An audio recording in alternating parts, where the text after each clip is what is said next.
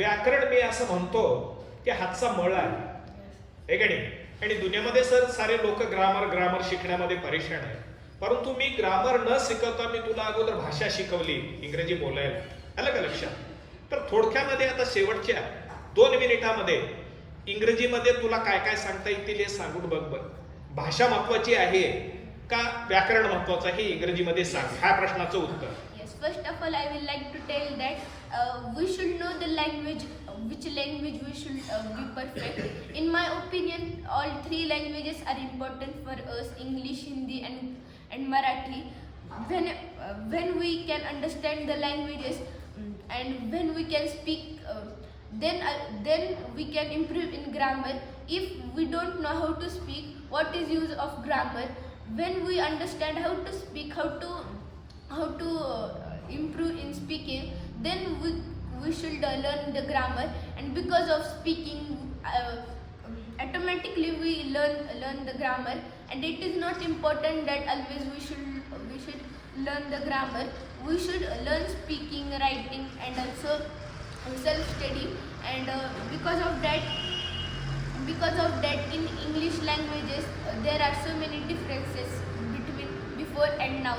And because of only language, now I can speak English, Marathi, and Hindi properly. And also whenever we speak in any languages, automatically we understand the grammar. And grammar is not more important than speaking is more important. Now you have started speaking English.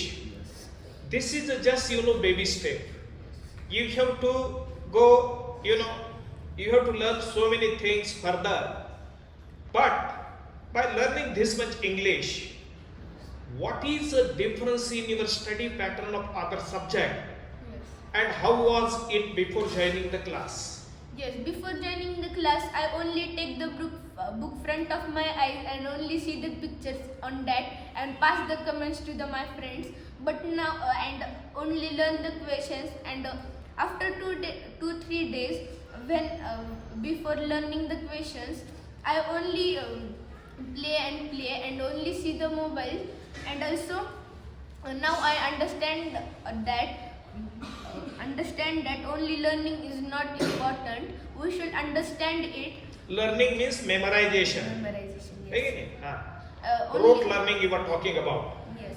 Only learning is not important. We should understand it, and we should know how to do the study. Only not learning is important. And also after 2-3 days we get forget because of only learning.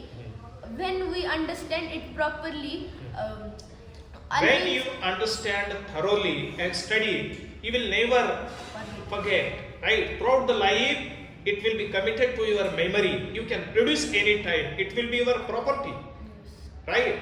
It will be your property. Nobody can steal it from you. But when you produce the answer and get the 100% marks in examination, but you have done it by just mugging or by rote learning, then as soon as the exam is over, even your mind will go blank. Is it true? Yes, sir, it is true. Because after my exams, I forget that question which I learned, but which questions I understand properly, and we never forget it. Good, very nice. Okay, thank you very much.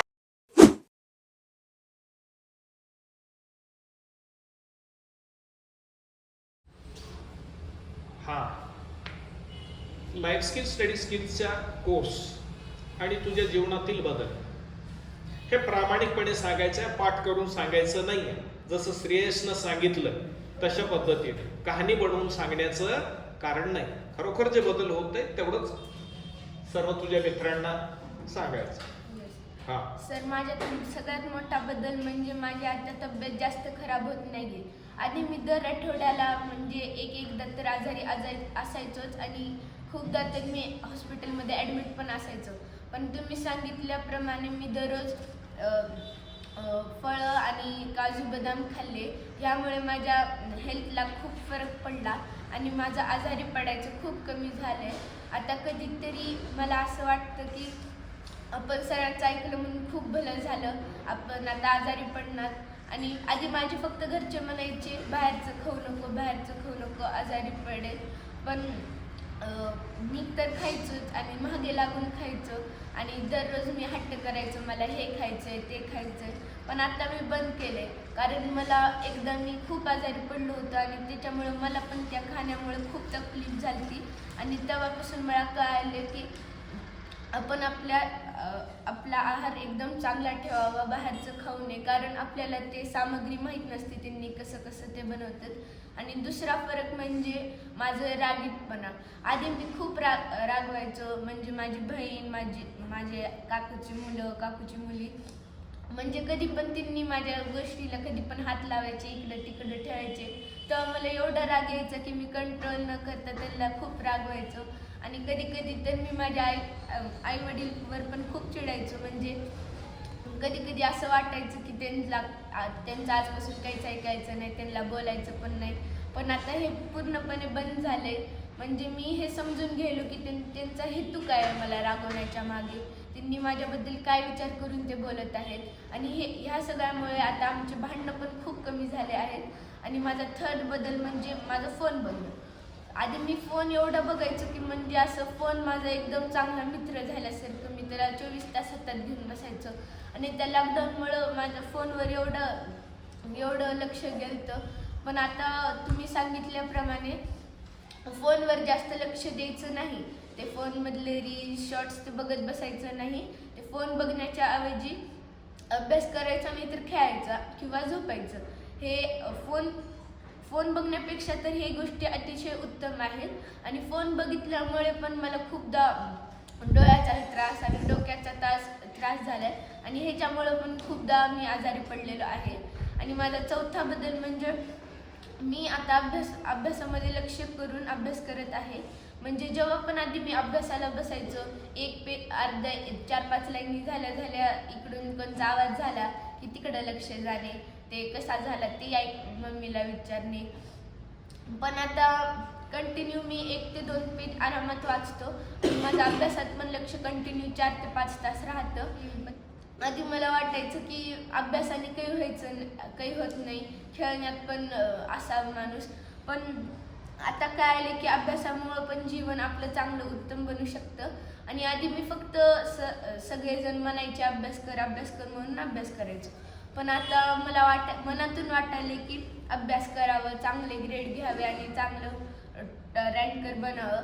पण ही एक गोष्ट महत्त्वाची नसते दरवेळेस ranker बनावं, कारण ranker बनायसाठी खूपदा आपण खूप प्रयत्न करतो, पण जेव्हा आपण रँकर बनत नाही तेव्हा आपल्याला खूप मोठा धक्का बसतो.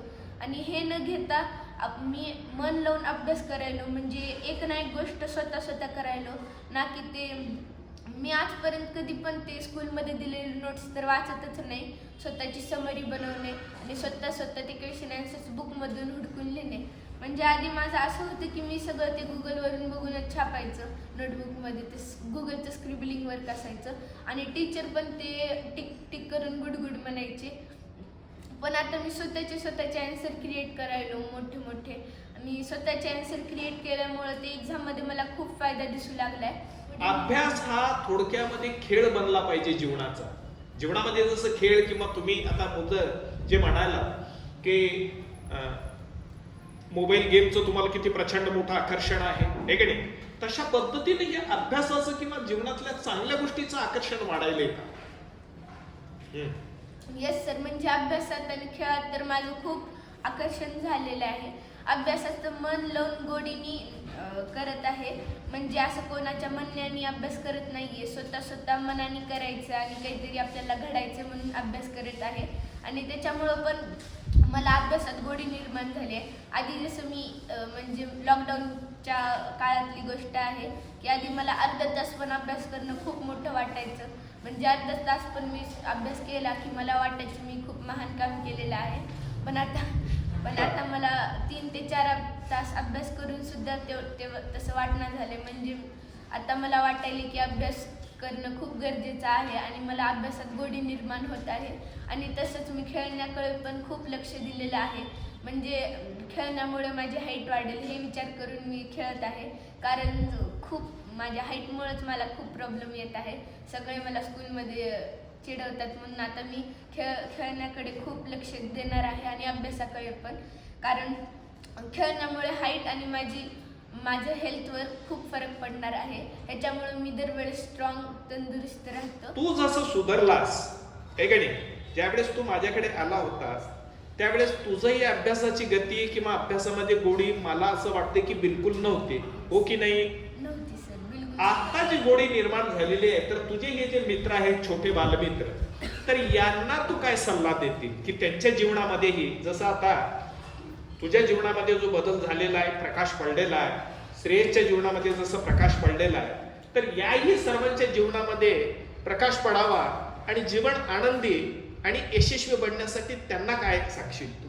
येस, तर पहिली गोष्ट मी हे सांगेल की आपण सरांचं ऐकल्याने खूप फायदा होईल.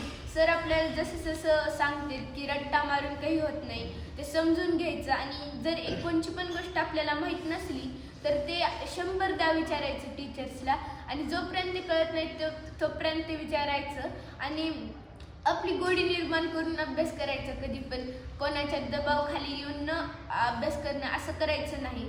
स्वतःला करायचं, काहीतरी बनायचं आणि चांगला अभ्यास करायचा आणि नॉलेज मिळवायचे.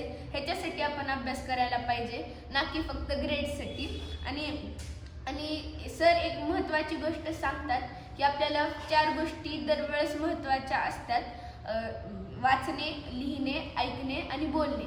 या 4 गोष्टींमुळे आपण जीवनात एक चांगला व्यक्ती बनू शकतो आणि ह्याच्यामुळे आपल्या अभ्यासात खूप फरक पडतो. आणि आपण ते टीचर्सचे नोट्स न घेता आपण स्वतःची नोट्स बनवून स्वतः ते चॅप्टर 2-3दा वाचून त्याच्यामधले हार्ड वर्ड्स काढून स्वतः ते काय असतं त्याची मिनिंग ते हुडकून स्वतः त्याच्यावर काम करायचं, ना की ते टीचर्सकडून घ्यायचे. आणि जेव्हा पण मला काही डाऊट असायचा मी सरांकडं जायचो, नाही तर स्वतः बघायचं. आणि मला अभ्यासात सगळेजण सपोर्ट करतात, माझे आई वडील आणि रेड्डी सर. आणि ह्यांच्यामुळे मला खूप अभ्यासात गोडी निर्माण झाली आहे. आणि मला कधी एक छोटासा दुसरा प्रश्न आणखी तुला शेवटचा प्रश्न विचारतो. गार्गी दीदी आहे, संस्कृती दीदी आहे, सुमित भैया आहे, आलं का लक्षात? तर या लोकांचं महत्व काय तुझ्या जीवनामध्ये? येस सर, म्हणजे कधी कधी मला तुमची अशी भीती वाटायची जर आलं नाही तर सर रागवतील. पण ह्यांनी एवढं नीट सांगतात आणि एवढं चांगलं समजून सांगतात की दरवेळेस त्यांच्याकडे जाऊन ते समजून घ्यायची इच्छा होते. आणि ते असं म्हणजे त्यांच्याशी चांगलं बोलू वाटतं. आणि ते ना की फक्त ते डाऊट्स विचारायला, म्हणजे असं नॉर्मल पण बोलायला चांगलं वाटतं. आणि त्यांच्यामुळे पण माझं अभ्यासामध्ये खूप फरक पडलेला आहे. आणि जास्त तर माझ्या एक्झाममध्ये ह्या वेळेस फक्त गार्गी दिदी आणि संस्कृती दिदीनी 1-2 दिवस शिकवले ते वाईसबद्दल. आणि वाईसमध्ये मला ट्युशनमध्ये पण चांगले येऊ लागलं आणि स्कूलमध्ये पण त्या वाईसमुळे मला आउट ऑफ पडू लागले. आणि त्याच्यामुळे पण माझे आई वडील खूप खुश आहेत. Visit us at Suresh English Academy, Vivekanandpuram, Latur. Contact us at 8793418348 or email us at sureshenglishabacademy@gmail.com.